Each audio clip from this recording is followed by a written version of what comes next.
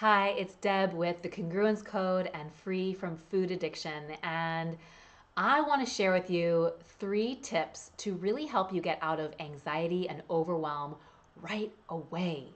Because if you're anything like the tons of people that I've spoken to this week who are like, I'm overwhelmed, it's that experience of having so much stuff to do and feeling overwhelmed by all the stuff that's on your plate. And so either doing nothing, like instead going to watch TV or make a sandwich in the kitchen or something like that, or just feeling this constant driving anxiety and tension and ill at ease and impatience, and you can't take one more thing, and everyone's irritating you, and your buttons are this big, and all that kind of stuff, right? We all know how that is. We've all been there. And if you are a high achiever or a perfectionist or an entrepreneur or just someone who tends to put a lot on your plate, you know about overwhelm. We all do. And so, what I really love to do is share with you these 3 tips that have helped me immeasurably. I don't get that anymore. And when I do, I instantly can shift it. And it's not that I'm, somehow better than anybody else. I just have the tools. And that's what I want you to have too. So, first of all, what I noticed, and tell me if you notice this too, when you are in overwhelm mode or you're feeling anxious, you're usually future tripping about something, right? So there's something that has to get done that is happening in the future, or you're feeling anxious and worrying about something that may or may not happen. But there's some kind of a expectation that you're putting out there. Maybe you don't want to let somebody down, or there's something that's happening, and it typically is not happening right now. It's happening sometime in the future. And so we can drive ourselves crazy with all of this has to happen right now, right? We get that pressure of imminence and importance, and everything needs to be done right now, and I'm only one person and pulled in a million directions and spread really thin, and and usually it's because we are tripping out about something that may or may not happen in the future, right? We're anticipating something, and then we're freaking out about it in the moment. And so the first tool that I want to share with you is to go from your projections into being present, into being here now. So being here now, what that allows you to do is just actually take all of that chaos and all of that projection stuff and just send it all away, let it all melt away, and actually bring your awareness, turn up the volume on just right here, right now. And one of my favorite ways to do that is by going from my head, which usually has all of the fear and anxiety and overwhelm swirling around in it, and move into my body. And you can do that through taking a deep breath and imagine that breath coming all the way down the back of your throat, moving all the way to your body and moving all the way down to the soles of your feet. And you can simply just do that by bringing your awareness down to the soles of your feet. So I invite you to do that right now. Just bring your awareness down to the soles of your feet and just notice how you can't be in your body and in your head at the same time. You can't be in that anxiety and down at the soles of your feet at the same time. So really slowing things down and just being here right now will allow you to really be with what is. Now you might say, Deb, I'm feeling anxious about something that is happening right now in this moment. And that's great too. That is totally cool. So this brings me to tip number 2, which is to feel what is real. So oftentimes anxiety or overwhelm are coping techniques for a deeper feeling that we actually don't really want to deal with in that moment. So we say, I feel anxious or I feel overwhelmed, but that's not really a feeling. It's kind of a state of mind. And oftentimes there's a deeper feeling that's happening that feels more vulnerable and a little bit harder to be with. And so by slowing down, by getting present, and then by getting real with what you feel and feeling what's real, it allows you to actually deal with what's really there instead of creating all of the preoccupation and all of the busyness and all of the chaos to get outside of that. And so number 2 is really, really to feel what's real and to get real with what you feel.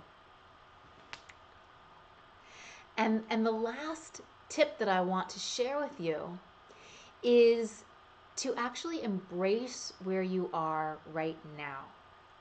So if you are a high achiever, or you're someone who's very driven, or you're someone who's used to getting things done or having others rely on you or having the answers, you're usually the strong one, the one who can figure things out in your head really well, then oftentimes we have this perception of where we think we should be or who we think we should be in a certain situation.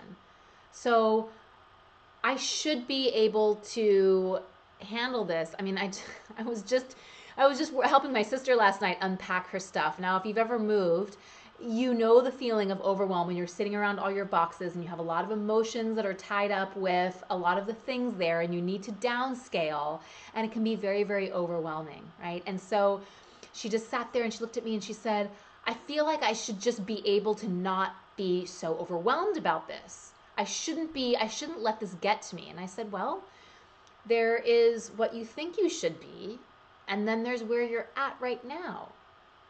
And that discrepancy of where we think we're supposed to be and where we really are in a moment, in any given moment, in that discrepancy is where our overwhelm lives.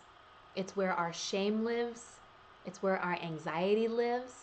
And it's where our incongruence lives.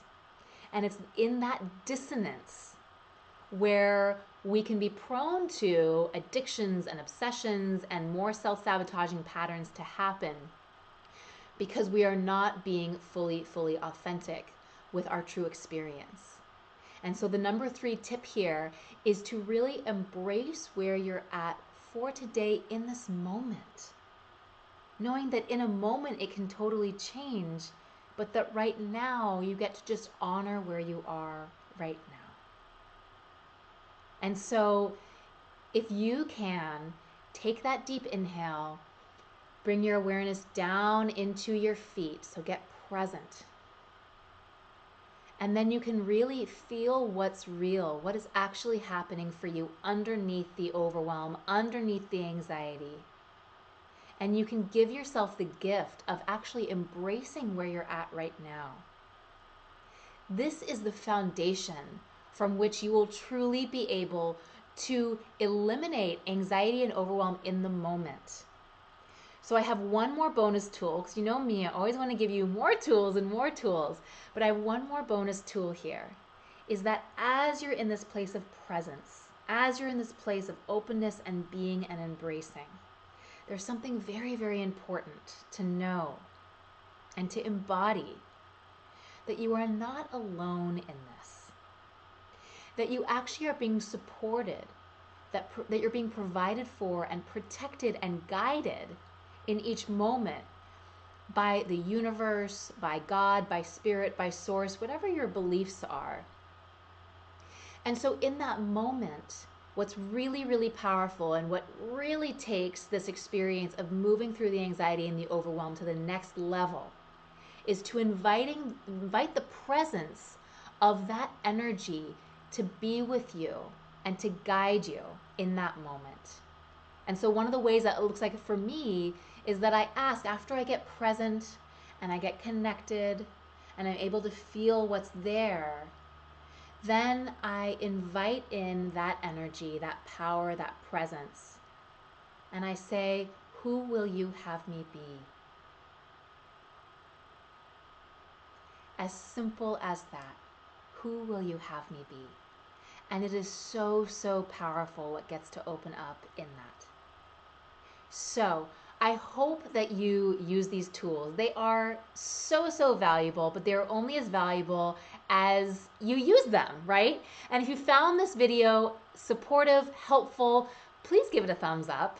Please share it with a friend who you think is maybe needing a little bit of support in the overwhelm department or in the anxiety department, or maybe a family member. I know that I'm going to be sending this one to my sister.